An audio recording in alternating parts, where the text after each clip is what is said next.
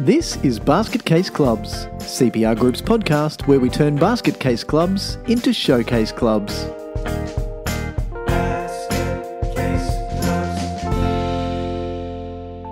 Hello everyone and welcome back to Basket Case Clubs. My name is Michael Connolly and I shall be your host on this journey of basket casey constitutional review stuff. And joining me this week once again is Steve Connolly. G'day, Steve. Is your fellow nerd in crime? What crime is nerdy? Fraud. Fraud would be a nerdy crime. There are some bastards who've made shit tons of money out of fraud. Yeah. Some of them have been the sorts of pricks who steal money from not-for-profit organisations. How much does that shit you? Yeah. When people steal money from clubs and associations. It shits me, but what frustrates me more, and I think we've talked about this, I get on this particular soapbox quite regularly, but what frustrates me more is that in almost every one of those cases, when the proverbial hits the fan and money gets stolen from a not-for-profit, is that the other board or committee members who come out in the media afterwards and talk openly about what went wrong so commonly say things like, yeah, we thought that there was something going on. We thought that there was a problem. We should have asked that question. I know, I'm very confident that I have gotten on that soapbox in one of our past discussions, probably when we talked about Kerry, the bloke who went to jail for stealing about $175,000. No, that was 270. It was more than $250,000. Shit. But you had a bad feeling about him. You were the only From one day who got dot. to meet him. Yeah. Yeah. And just one of those shady characters that you kind of go, I don't know about you. Yeah. Funny So- how the signs are the same, eh? It is. And that leads really nicely into our discussion about constitution-y goodness. Yeah. So we at CPR Group are probably one of Steve and I and Matt and Chris and other Michael and whoever else, Jess sometimes helps us with some constitutions. Whoever's working on them, we have an uncanny knack of getting a spring in our step. I was going like on a weekend 2 weeks ago to, quite a lot, because this is Australia. So, you can spend about half a day on a plane and still be in the same bloody country, unlike in Europe where you've flown over about 14 different countries in that time.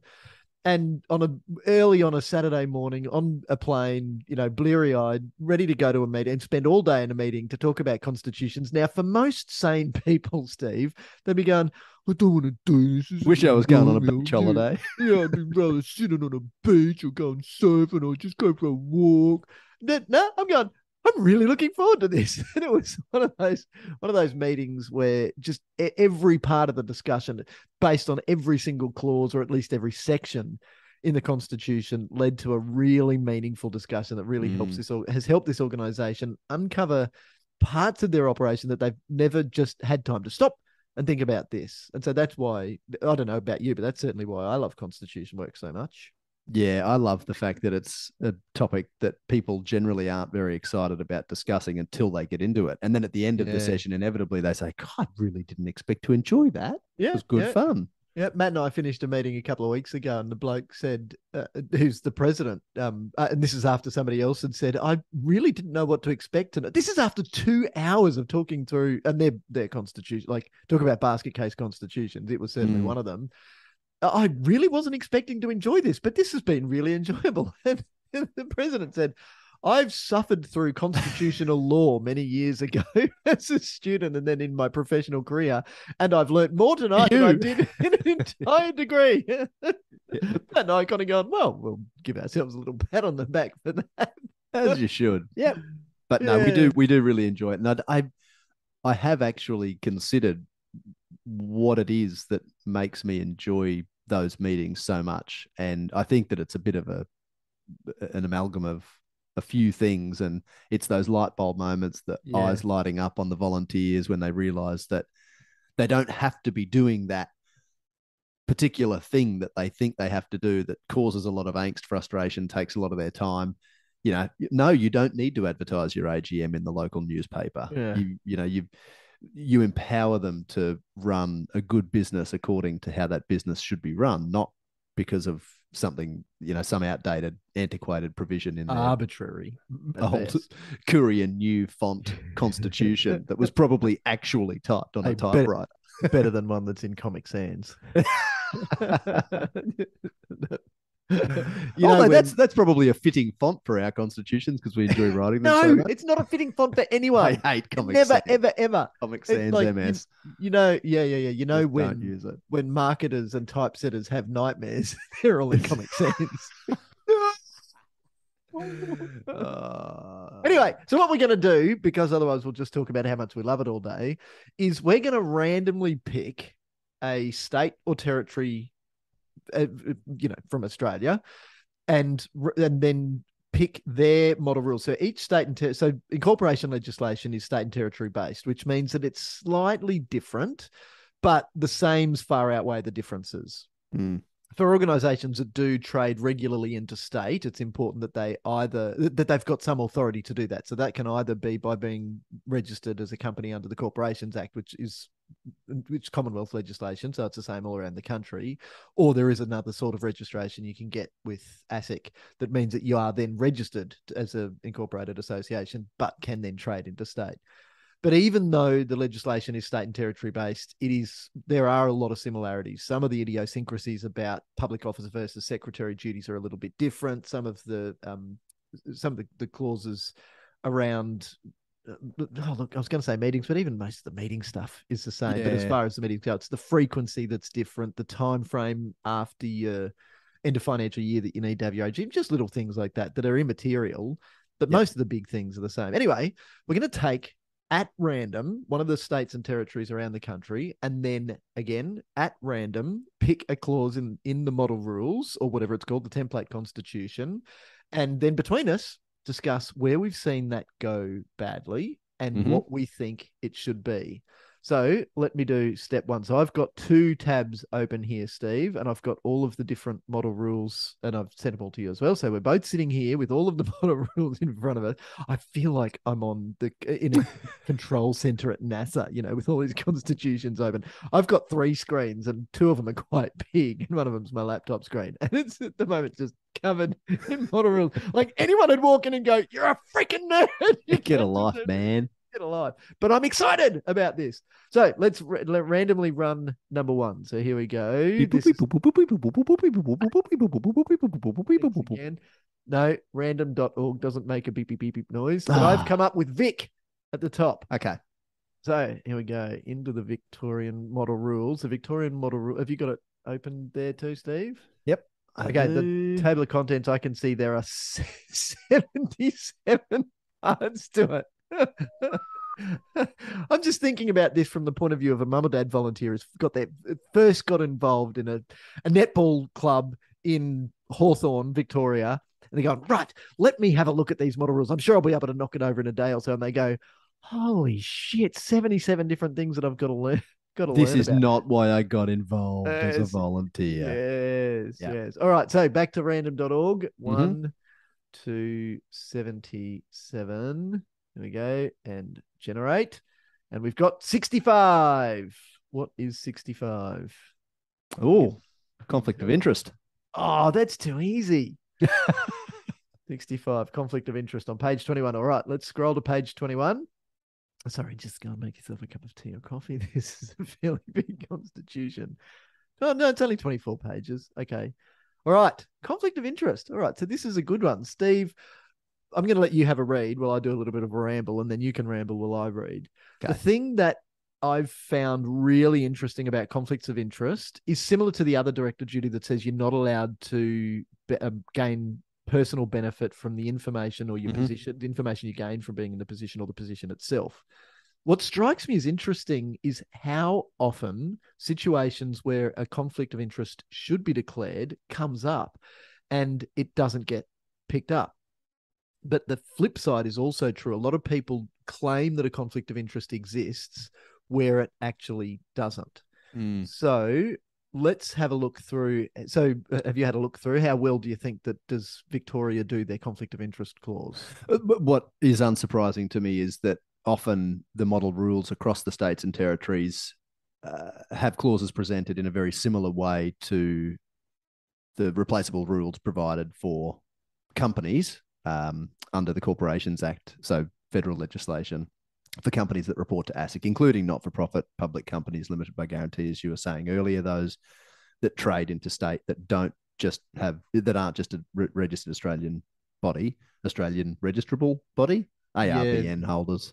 yeah, but it's also a registered or registrable Australian body. Yes. Yeah. Yep. So those companies operate under the Corporations Act, and they have a constitution which, in a lot of cases, contains at least some clauses which are similar to those replaceable rules. And the model rules across the country and each of the states and territories often have provisions that are quite similar to those. And this appears to be the case here. Yeah. So, just quickly, something that comes to mind on conflicts of interest is, just to your point about sometimes those conflicts of interest at a board or committee meeting either being glossed over, missed, and not declared, or people erring too much on the side of caution and declaring conflicts where one really doesn't exist. Yeah, and that can then lead in the not-for-profit sector, but also in local government, to a real hamstringing of the decision-making process. So one of the Southeast Queensland councils, a couple of years ago, had a situation where so many councillors declared a conflict of interest on a particular matter that the decision could never be made. Yeah, but that which is just so stupid. And they were playing a political game. Yeah, of course. They didn't want to make the difficult decision because they had to pick between two not-for-profit organisations, and one of them was going to come out with tenure and one of them wasn't. Yeah. And so instead of just putting on their big boy, big girl pants and saying, well, let's make this freaking decision, they kept saying, I can't, because once I had a cup of coffee at that club, and so I need to declare that, and now I need to absent myself from this meeting. Yeah. And so, but what comes to mind when we talk about conflicts of interest is that, in my experience, people find it a lot easier to identify conflicts of interest where they relate to a material personal interest. And that is how this conflict of interest clause in the Victorian model rules is presented, similar to the Corporations Act and replaceable rules for companies. Yeah, and whereby, I like that.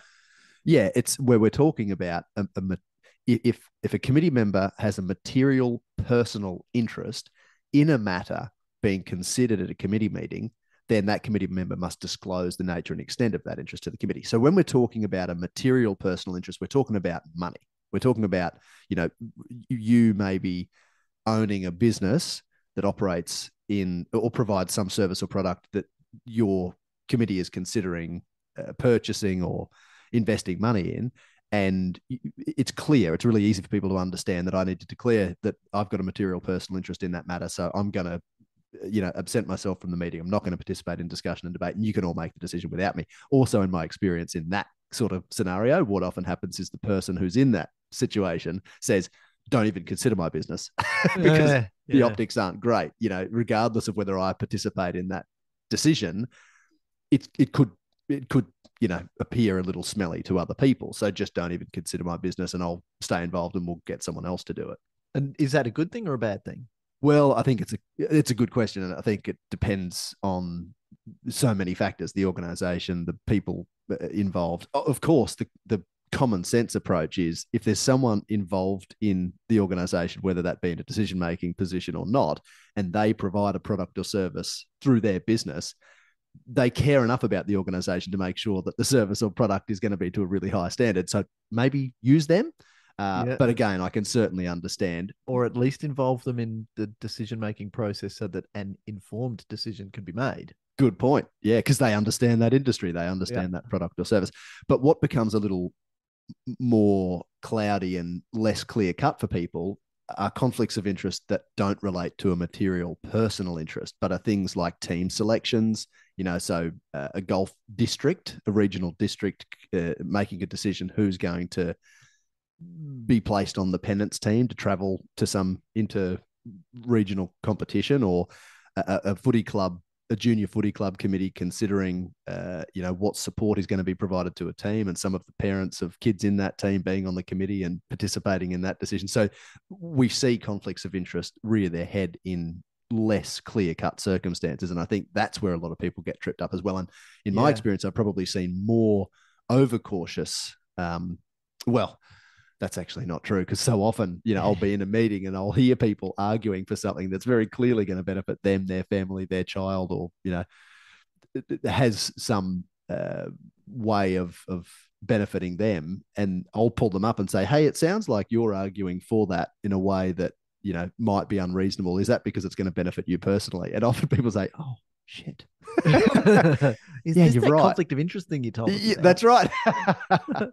Had a clause 65 in your constitution. Yeah, 65 3. Victorian. So, well, this is an interesting one because it's about a third of a page, maybe a tick less. Yep. There's only 3 parts to it: 1, 2, 2A, 2B, 3, 3A, 3B. Yep. So it's not a lot in here. So I think that there's some stuff in here that I think is really good, but I Yep. also think there's something in here that is missing. So let's go to what I think is good, and then I'll let you see if you can pick the same thing that I'm thinking about for what's missing. And you've already started touching on it. The number 3 says this rule does not apply to a material personal interest, A, that exists only because that member belongs to a class of persons for whose benefit the association is established. Mm-hmm. So that means a material personal interest doesn't attach to me. So say we're voting on whether we're going to top dress a field. And if we top dress a field, then I'm going to benefit from that because I'm going to be able to play to a high level because our field is going to be better. So I'm going to benefit. Yeah, but we exist for the purpose of having that field so we can play our sport. Yep. So we all benefit. So a material personal interest doesn't exist in that case. Yep.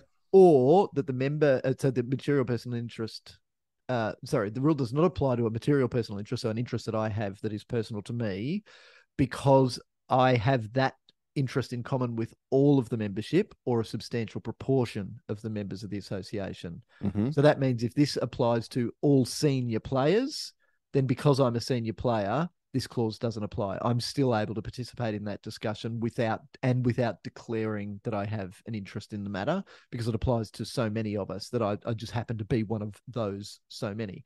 So I think that's pretty good that that's there, and that should help deal with that point that you just raised where you said, well, we're talking about team selections and we have kids in those teams.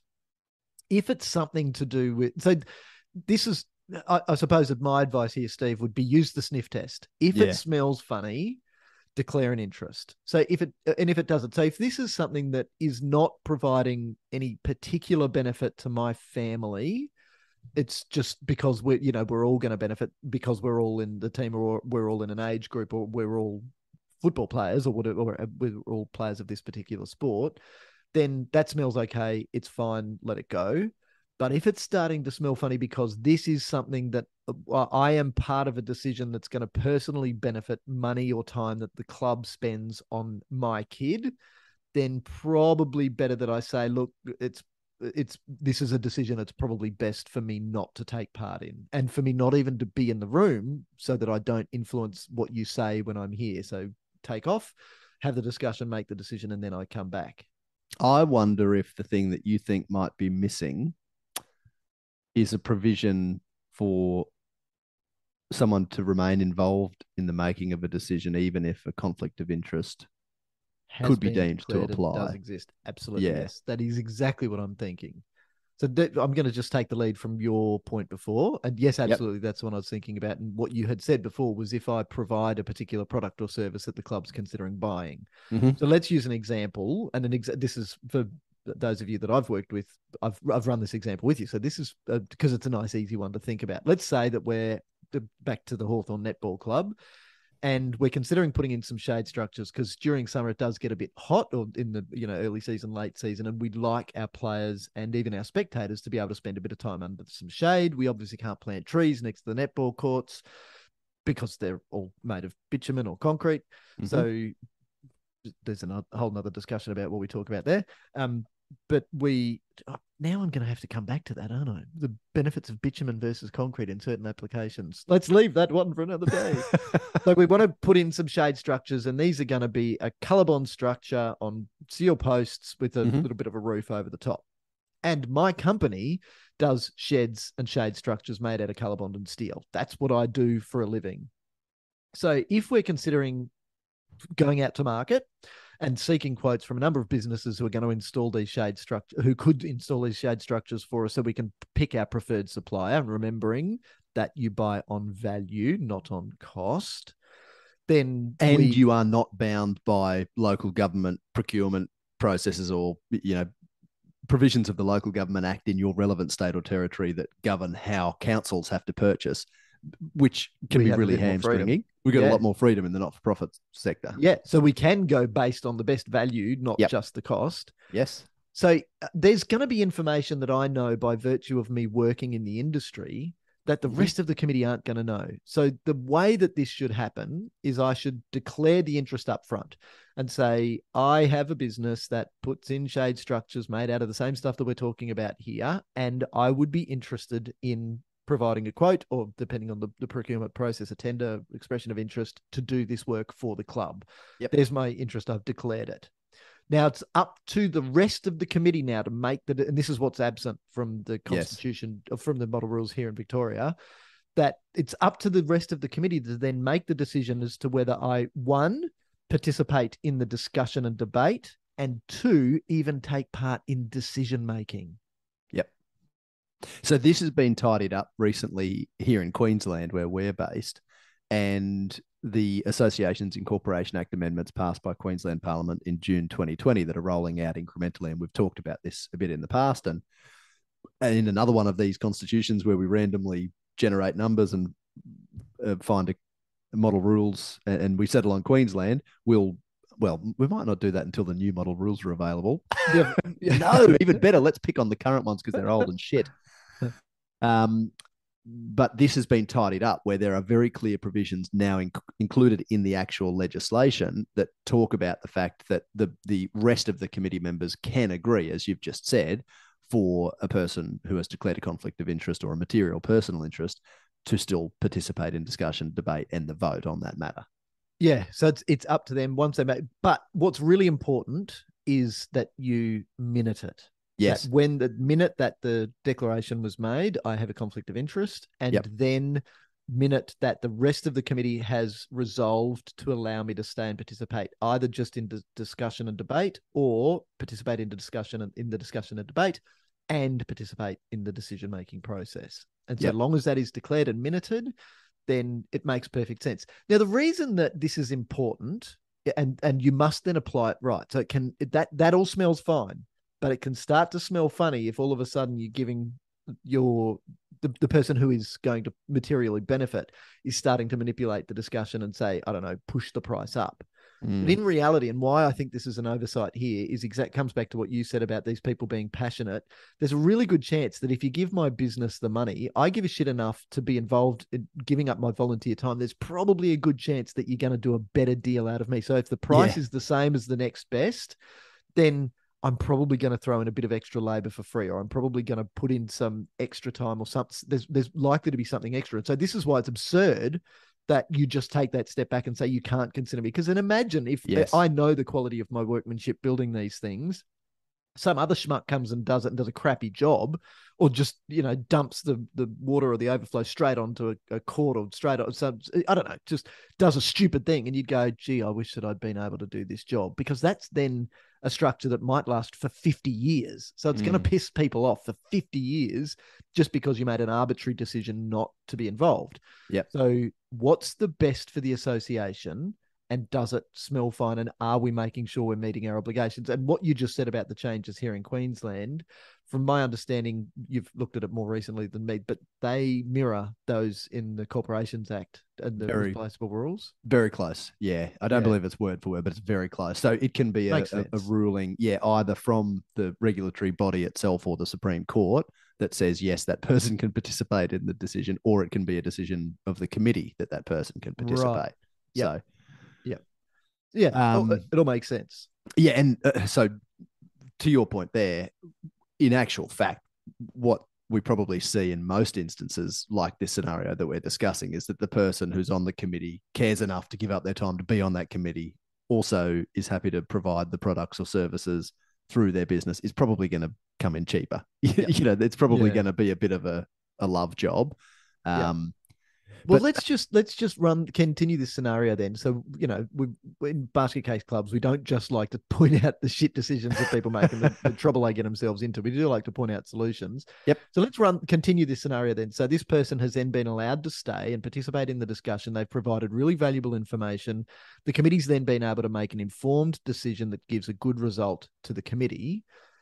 What should then happen with the whole quoting and or tender process? You, we've talked about this shed at my daughter's soccer club that was built by volunteers who don't understand that you need to include provisions for services. If you're going to put in a sink before you pour the drain concrete hole slab. and some water, if you're going to put in lights, you're kind of going to need some electrical supply. Yeah, and this is a shed that still to this day sits there underutilized. It's now a crappy underserviced storage shed, just somewhere where you put the crap. Yeah, just while the canteen is old and run out. down and continues to be used right next door. So I think what comes to mind straight away for me in answer to your question is follow a typical, commercial type process where you do get several quotes, you do get multiple perspectives on the scope and how the project itself should be addressed. Yep. And involve the expert, as you've said, I think in this particular scenario, the committee member who also operates in this particular industry, and get their insight in making the decision, regardless of whether it's their quote that you go with or not. And I think that particularly in our experience of supporting organisations through the process of scoping projects for which they're then going to seek grant funding, different contractors will approach the same project in very different ways. So it's important to put to them what outcome you put to each contractor, what outcome you want, and then allow them to provide guidance on how they would approach the project. I've certainly seen some really innovative approaches identified through that process. Yeah, and then if you want to reopen, so if you then want to provide a more detailed brief to everyone, obviously you don't share the IP, intellectual property of one contractor with another. But if it gives you an idea of a way to change the scope that you then think would be a big enough change that you need to get people to re-quote so that you can compare apples with apples, yes, then that can keep the process going. But taking an innovative approach like that is exactly what you said councils kind of can't do, and they're stuck by then just having to buy whichever one is cheapest, and then we wonder why roofs start to leak before the statutory warranty period is expired. Yes. So, yeah, and so I think that it would be reasonable when we're assessing the other contractors' quotes that I not be involved in that, because that's then in breach of another director's duty because I'm able to gain benefit from my position. So you can see how this would happen. And here's a nice crossover between the director's duties. Obviously, a director duties to manage conflicts of interest. Another director's duty is not to improperly benefit from position or information. This would be me improperly benefiting from information that is provided to the club that serves my business. So that's an interesting little leap there. It is.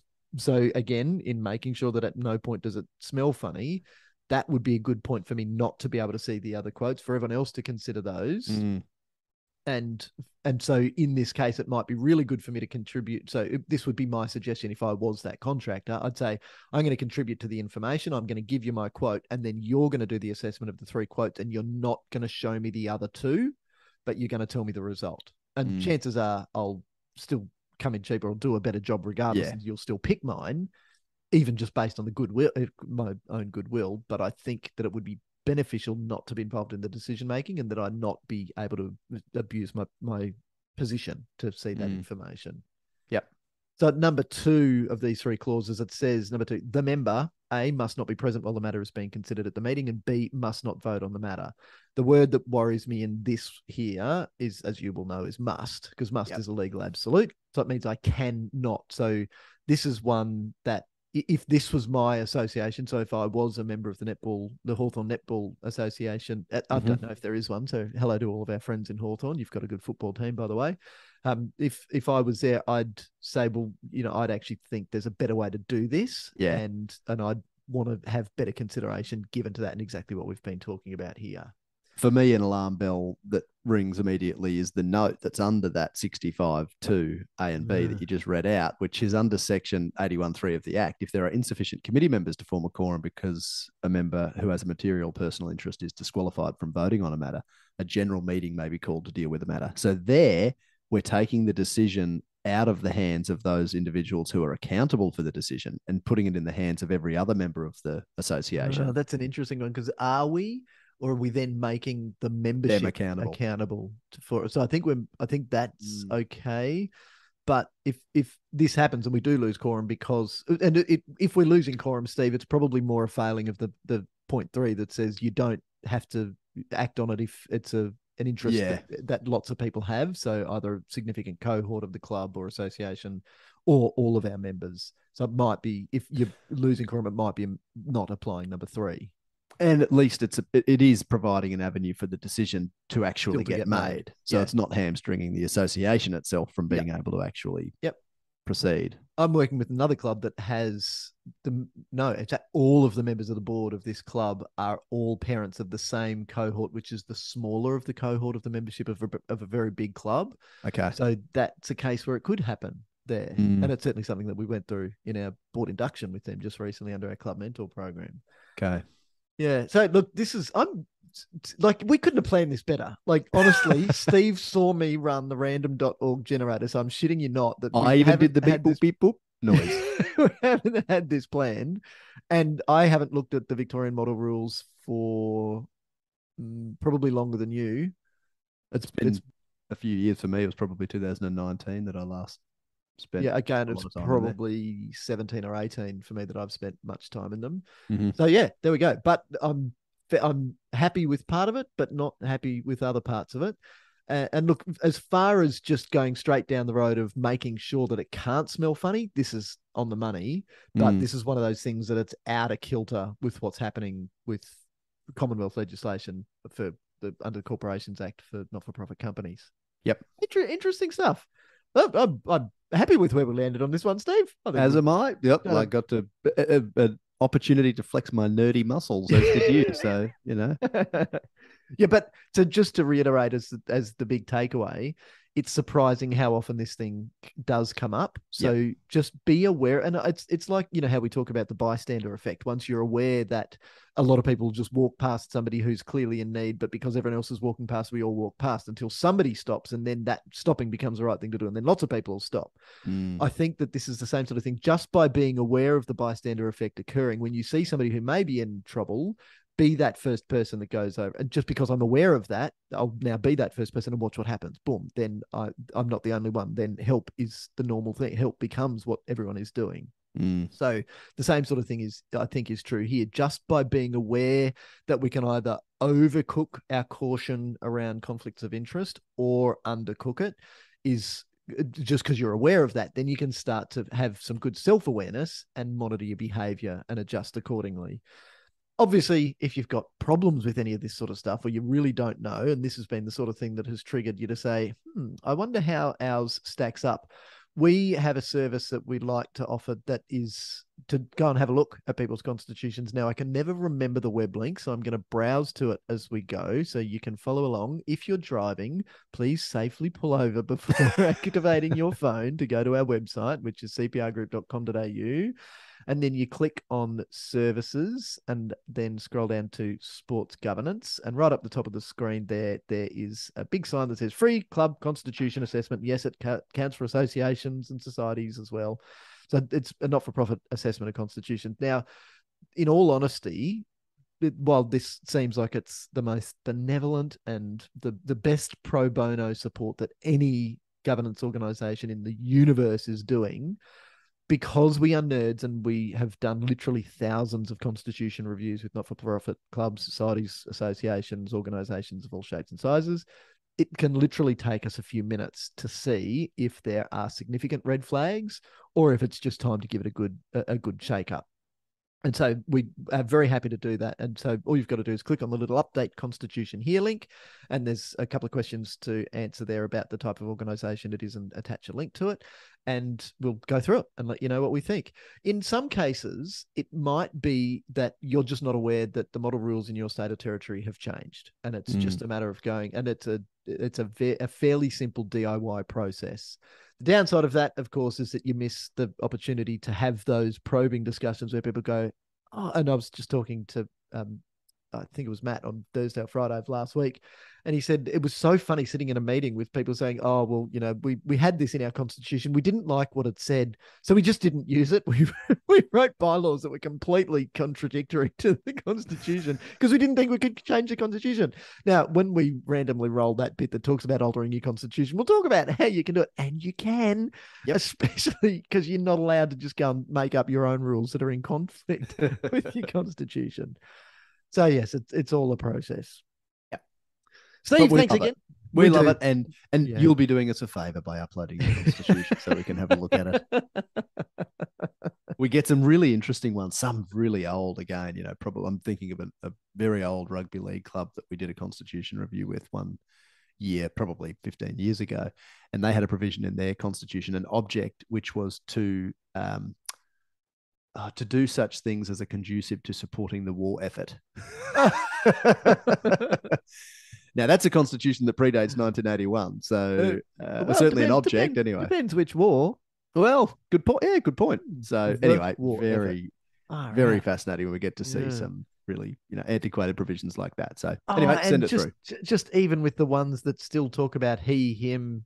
Yeah. He, her, she, he, there are ways to do that you don't have to have divisive language. And especially when we still find sometimes constitutions have been changed, names have been changed, and you still find an old clause that says to support men's golf or to support men, and it's and they just completely missed it because they've gone, well, let's go and be inclusive and change our name, not realizing that they've left something. So it's little things like that we see, and it is great to pick them up.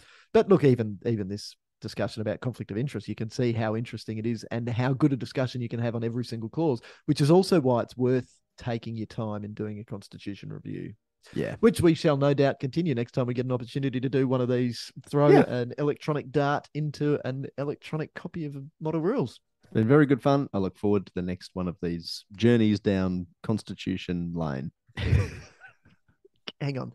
I'm just going to go into Google Maps and see if there really is. I bet there will be somewhere in the world. Yeah. Constitution Lane, Buckingham Gardens. There's Constitution Crescent. There's one near us. Let's go to maps. Yeah, we're probably going to find heaps of them in DC. There's Constitution Road. Yeah, no, it's only giving me ones that are close to me. If I zoom right out for the whole world. Oh, yeah, there are plenty of them. Hey, if you live on Constitution Crescent, Lane, Avenue, Drive, Road, Street, please let us know. Yeah, we'll send you some merch. We'll send you some basket case merch. Please do let us know. Steve, thank you. It's been a pleasure. Big thanks, obviously, to Jess. She's got a bit of... I know that she's got to work cut out for this one because I made mistakes before the recording even... or before what you hear starts. So, yes, thank you to Jess for cutting out the flowery, colourful language. If you're not already connected to us on social media, you can find us on Facebook and, of course, on LinkedIn and Instagram. Follow us on our website to make sure you signed up to our newsletter. And we look forward to seeing you again talking all stuff Basket Casey clubs soon. Thanks, Steve. See you later. Thanks, Mick. Bye.